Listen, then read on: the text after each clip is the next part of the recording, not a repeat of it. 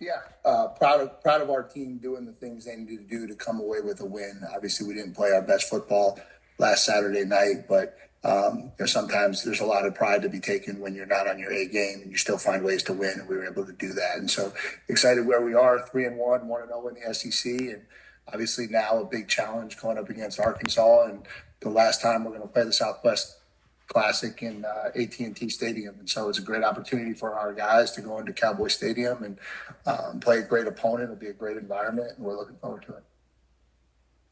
Questions, please use the raise hand function, and we'll begin with Bob Holt of the Arkansas Democrat-Gazette.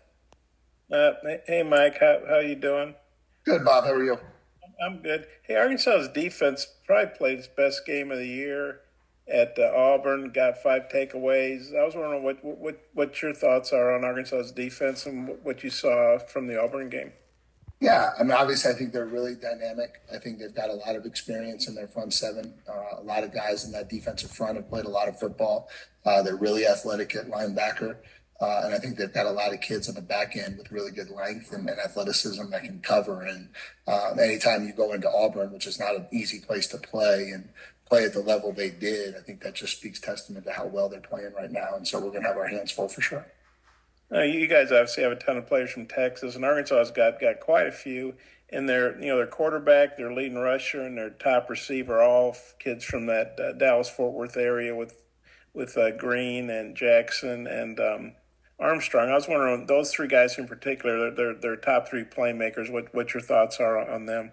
Yeah, I think the quarterback's extremely dynamic. I think his ability to hurt you with his arm and his feet is really impressive. He can throw the ball a mile. He's got one of the bigger arms that I've seen going against. And so I think he's an extremely dangerous weapon back there. And I think he's just getting more and more comfortable in Coach Petrino's system. Jaquan Jackson, I remember when he was tearing up high school football when I was here as a defensive coordinator. And so I've always had a ton of respect for him as an athlete and a quarterback and what he's capable of. And obviously now has really settled into a role for him, is having a phenomenal year. And the Armstrong kid's one of the better wideouts in the conference. I think he's got great length. He's got great ability to separate. He can make contested catches. And I think anytime he's gotten left one-on-one, he's been really, really productive over there. And so certainly a kid you're going to have to pay a lot of attention to. Thanks.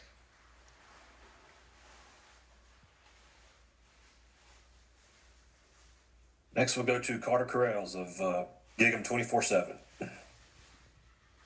Hey, Mike. I first wanted to ask just if Connor has practiced this week and how his progress is looking so far.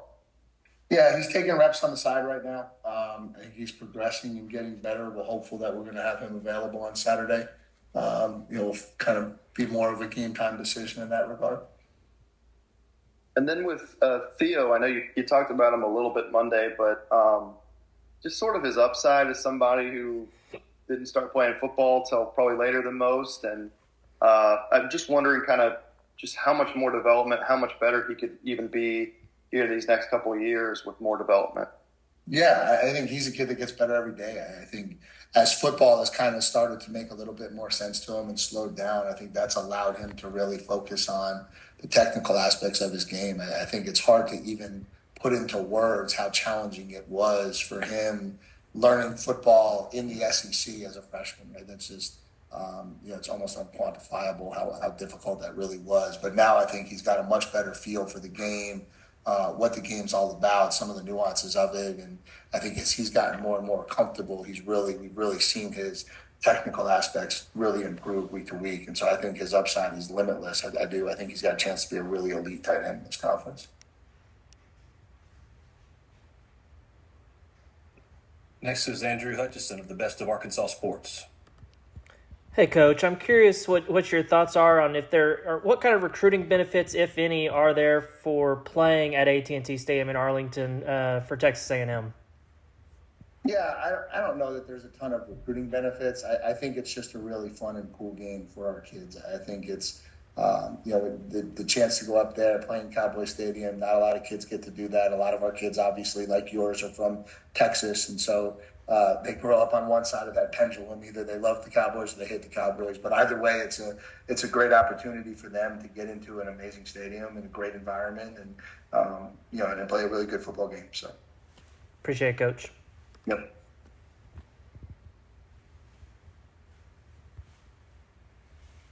Next, we'll go to Steve Moulton at WZZN. Coach, always appreciate the time. Wanted to ask about your run defense. What is your evaluation so far, what you've seen out of your defense stopping the run, you think, Coach? Yeah, I think I said this to the guys this week. I think from an efficiency standpoint, we've been really good. I do. I think if you look at the runs that we've had 3 or less versus the runs we've had 4 or more, those numbers are on par with some of the better run defenses that I've been part of. The problem that we've run into is we've given up way too many chunk runs. And so our averages are not where they need to be, which is why, rankings wise, we're not where we need to be. And so I think a lot of that it's happened at every level. First, D-line, linebackers, DBs have all played a little part in it. And so I think some of it is just getting a little bit more comfortable with our scheme and our fits and our structures. And some of it is just the consistency and focus to do it, play in, play out. And then, as a coaching staff, we've got to do a good job of making sure that we're leveraging runs the right way with how we call the game. And so I think we're just continuing to grow in each of those areas to clean up our deficiencies on those chunk plays. And Coach, if I'm hearing you right, I hear a little nostalgia in your voice because this is the last time in Arlington before the home and home starts. So is there part of you do you have maybe a favorite memory of this? Because there for a minute it was nothing but overtimes. I know that was, I think, right before you got there, but do you have a favorite memory of this game, Coach? Yeah, nostalgia, I don't know. I just think it's cool. I understand why we're bringing it back on campus, and so it's not about that. But I do. I think it's been a cool game. I think it's a cool setting. I think it's a cool venue. I said in my press conference on Monday, I think so many of the memories for me are stressful because I was calling defenses in games that were coming down to the last second. But I do remember Donovan Wilson ranging across the field and making that interception in 2018 to kind of ice that game away. And so that part I thought was really good. But no, it's a cool game. It's a cool venue. I actually grew up a Cowboy fan. And so, I think this one's just a cool environment.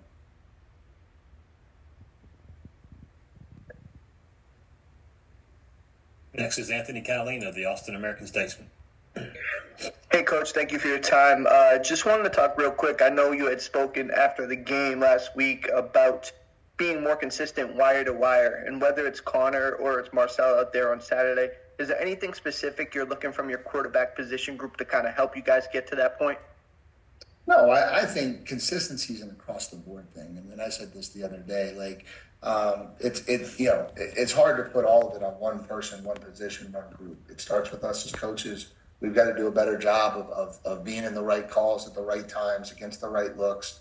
I think we've got to get a little bit more confident and consistent how we operate. And I think part of it too is it's